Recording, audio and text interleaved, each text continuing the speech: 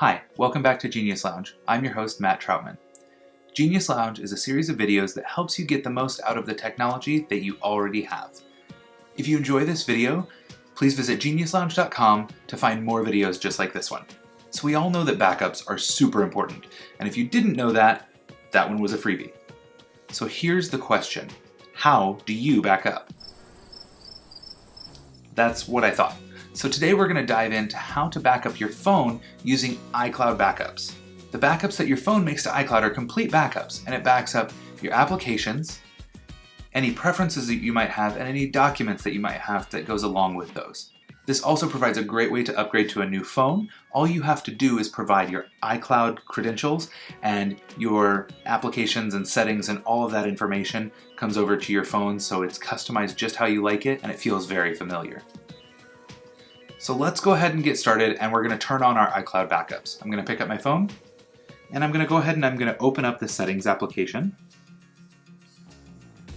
And in Settings, at the very top, I see Genius Lounge. That just happens to be my name for this account. So I'm going to go ahead and I'm going to tap that there. And about 3/4 of the way down the screen, I see iCloud. I'm going to tap that as well. Now if I scroll through, I see a lot of different options, and towards the bottom of that first long list, I see iCloud Backup. I'm going to go ahead and tap that, and I'm going to go ahead and turn iCloud Backups on. I get this message that says your iPhone will no longer back up to your computer automatically when you sync with iTunes. So I'm going to tap OK, and I see this turning on backup, and now I see that backups are on. I know that that's the case because I see the Backup Now line item there.